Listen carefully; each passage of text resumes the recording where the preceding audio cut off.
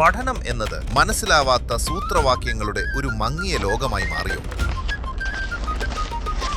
ഇനി പഠനം നിറമുള്ളതാക്കാം. ആശയങ്ങൾ കൃത്യമായി മനസ്സിലാക്കി വ്യക്തതയോടെ പഠിക്കാൻ ഇതാ ഒരു പുതിയ വഴി. 8, 9, 10 +1, +2 ക്ലാസുകൾക്ക് മികച്ച പരിശീലനം. പഠനം ഇനി ആഘോഷമാക്കാം. അത്യാധുനിക സൗകര്യങ്ങളോടെ RGL അക്കാദമി. അഡ്മിഷനായി ഇന്നു തന്നെ വിളിക്കൂ. ഒറ്റപ്പാലം നഗരസഭ ആസൂത്രണ സമിതി അധ്യക്ഷ തെരഞ്ഞെടുപ്പിൽ CPIM-ഉം കോൺഗ്രസും അവിശുദ്ധ കൂട്ടുകെട്ടുണ്ടാക്കിയെന്ന് BJP ആരോപണം. ജില്ലാ ആസൂത്രണ സമിതി യോഗവുമായി ബന്ധപ്പെട്ട് ഒറ്റപ്പാലം നഗരസഭയിൽ വൈസ് ചെയർമാൻ K. രാജേഷിനെ തെരഞ്ഞെടുക്കാൻ CPIM-ഉം കോൺഗ്രസും തമ്മിൽ അവിശുദ്ധ കൂട്ടുകെട്ടുണ്ടോ എന്ന ആരോപണവുമായി BJP ഒറ്റപ്പാലം മണ്ഡലം വൈസ് പ്രസിഡന്റ് സുമേഷ് ചീരാത്തൊടി രംഗത്ത്. വൈസ് ചെയർമാൻ സ്ഥാനത്തേക്ക് മത്സരിച്ച മുസ്ലിം ലീഗ് പ്രതിനിധി വിജയിച്ചപ്പോൾ സമാനമായ വോട്ടുനിലയുണ്ടായിരുന്നിട്ടും അധ്യക്ഷ സ്ഥാനത്തേക്ക് മത്സരിച്ച കോൺഗ്രസ് സ്ഥാനാർത്ഥി പരാജയപ്പെട്ടത് ദുരൂഹമാണെന്നും ഇക്കാര്യത്തിൽ കോൺഗ്രസ് നേതൃത്വം മറുപടി പറയണമെന്നും സുമേഷ് ചീരാത്തൊടി ആരോപിച്ചു. ഇന്നലെ ജില്ലാ ആസൂത്രണ കമ്മീഷന്റെ വോട്ടെടുപ്പ് പാലക്കാട് നടക്കുകയുണ്ടായി. അതിൽ ഒറ്റപ്പാലം നഗരസഭ വൈസ് ചെയർമാനായ രാജേഷിനെ ജയിപ്പിക്കുന്നതിന് വേണ്ടിയിട്ടുള്ള CPM കോൺഗ്രസ് അവിശുദ്ധ കൂട്ടുകെട്ടാണ് ഇന്നലെ അവിടെ ഉണ്ടായിട്ടുള്ളത്.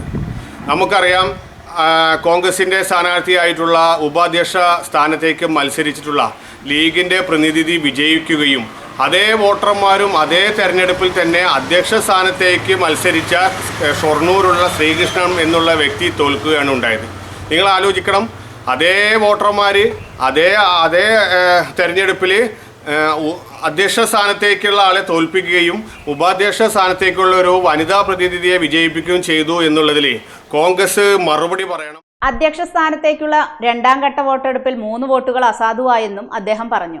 ഇതിൽ 1 വോട്ട് CPIM-ന്റേതും 2 വോട്ടുകൾ കോൺഗ്രസിന്റേതുമാണെന്നാണ് ആരോപണം. CPIM-ന്റെ അസാധുവായ വോട്ട് അക്കത്തിൽ എഴുതേണ്ടത് അക്ഷരത്തിൽ രേഖപ്പെടുത്തിയതിനെ തുടർന്നാണെന്നും കോൺഗ്രസിന്റെ 2 വോട്ടുകൾ മനഃപൂർവ്വം അസാധുവാക്കിയതാണെന്നും സുമേഷ് ചീരത്തൊടി ആരോപിച്ചു. അതേപോലെ തന്നെ രണ്ടാം ഘട്ടത്തിൽ അധ്യക്ഷ സ്ഥാനത്തേക്ക് മത്സരം നടക്കുമ്പോൾ 3 വോട്ടാണ് അസാധുവായത്. 1 വോട്ട് CPM-ന്റെ ആണ് പോയതെങ്കിൽ 2 വോട്ട് പോയത് കോൺഗ്രസിന്റെയാണ്.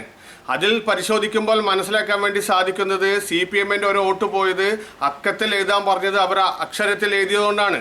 എന്നാൽ കോൺഗ്രസിന്റെ 2 വോട്ട് അവിടെ അസാധുവായത് ആ വോട്ട് അസാധു ആവണം എന്ന് മുന്നേ കൂട്ടി തീരുമാനിച്ച പ്രകാരം 3 പേരിലും 1 എന്ന് രേഖപ്പെടുത്തിയിട്ടാണ് ആ 2 വോട്ട് അസാധുവായിട്ടുള്ളത്. അതുകൊണ്ട് CPM-ന്റെ രാജേഷിനെ വിജയിപ്പിക്കുന്നതിന് വേണ്ടിയിട്ട് കോൺഗ്രസ് അട്ടിമറിച്ചു എന്നുള്ളതാണ് BJP പ്രധാനമായും ആരോപിക്കുന്നത്. വൈസ് ചെയർമാൻ തെരഞ്ഞെടുപ്പിൽ മുസ്ലിം ലീഗ് സ്ഥാനാർത്ഥി വിജയിക്കുകയും അധ്യക്ഷ തെരഞ്ഞെടുപ്പിൽ കോൺഗ്രസ് സ്ഥാനാർത്ഥി പരാജയപ്പെടുകയും ചെയ്തതോടെ UDF മുന്നണികൾക്കുള്ളിൽ തന്നെ അഭിപ്രായ വ്യത്യാസങ്ങളുണ്ടെന്നതാണ് BJP-യുടെ ആരോപണമെന്നും സുമേഷ് ചീരത്തൊടി വ്യക്തമാക്കി.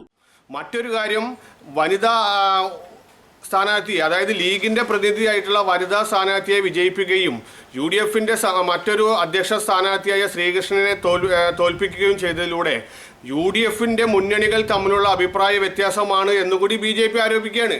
കാരണം എന്തുകൊണ്ട് അതേ വോട്ട് അധ്യക്ഷ സ്ഥാനത്തേക്ക് കിട്ടിയില്ല? അതുകൊണ്ട് ഇവിടെ നടന്നിരിക്കുന്നത് ഇന്ത്യ മുന്നണിയാണ് രാജ്യത്തുള്ള ഒരു കള്ള മുന്നണി. അതേ മുന്നണി തന്നെ ഇവിടെ കേരളത്തിലും ഇന്നലെ പാലക്കാട് നടന്ന ജില്ലാ ആസൂത്രണ കമ്മീഷൻ വോട്ടെടുപ്പിലും നിഴലിച്ചു എന്നാണ് BJP ആരോപിക്കുന്നത്.